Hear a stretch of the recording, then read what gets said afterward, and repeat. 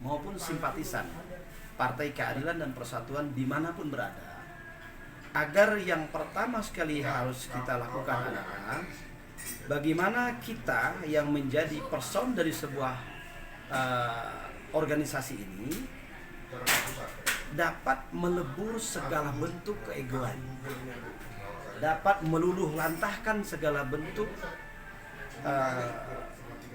egoisme ataupun kesombongan atau sikap perilaku yang cenderung mengedepankan, menimbulkan aspek seolah-olah paling benar, seolah-olah paling pintar, seolah-olah paling mengerti di dalam hal menuju suksesnya daripada Fermin maupun Prof. Fatih.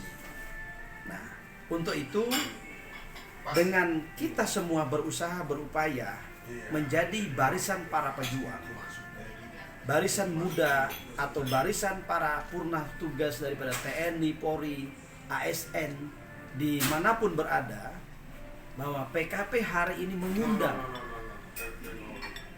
calon legislatif putra-putri sekandung Ibu Pertiwi yang potensial untuk kami fasilitasi dapat masuk ke dalam barisan kami, sehingga yang apabila memiliki potensi kemampuan dalam masuk dalam babak calon legislatif ini, kami harapkan agar dapat segera berhubungan dengan kami. Itu yang poin pertama. Tanpa kami melihat aspek perbedaan, apakah itu perbedaan agama, apakah itu perbedaan suku, adat dan budaya, maupun perbedaan pendidikan ataupun status sosial lainnya. Kenapa? Karena Partai Keadilan dan Persatuan ini adalah merupakan rumah besar para pejuang. Dan kita konsentrasi partai ini kepada garda terdepan Pancasila, NKRI, Undang-Undang Dasar 1945, dan Bhinneka Tunggal Ika. Untuk itu, saya menghimbau kepada khususnya jajaran pengurus, mulai dari DPN, DPP, DPK, DPC, bahkan sampai ke seluruh Dewan Perwakilan Desa dan Kelurahan, agar semuanya sepakat untuk melebur segala bentuk keegoan yang negatif, agar melebur segala bentuk kepentingan yang lebih kepada kepentingan pribadi.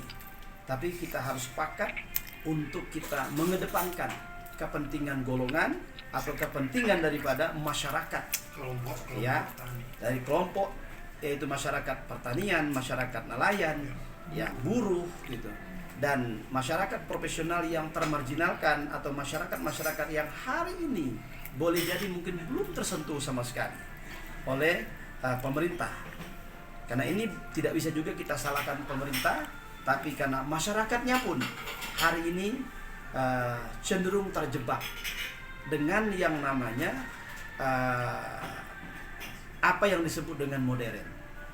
Izin Pak, terkait keterwakilan tadi nih Pak, maksudnya keterwakilan dalam tanda kutip PKPI bisa menampung aspirasi PKP ya izin, PKP bisa menampung aspirasi dalam tanda kutip yang termarginalkan.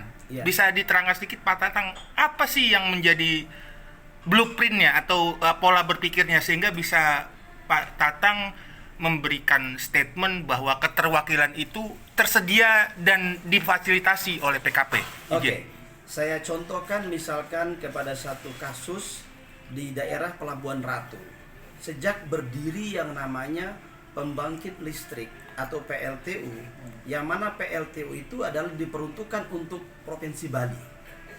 Tetapi tanpa mengindahkan nasib dan penghidupan mata pencaharian masyarakat Pelabuhan Ratu, ada lebih dari 3.000 nelayan kehilangan mata pencaharian sejak adanya PLTU tersebut.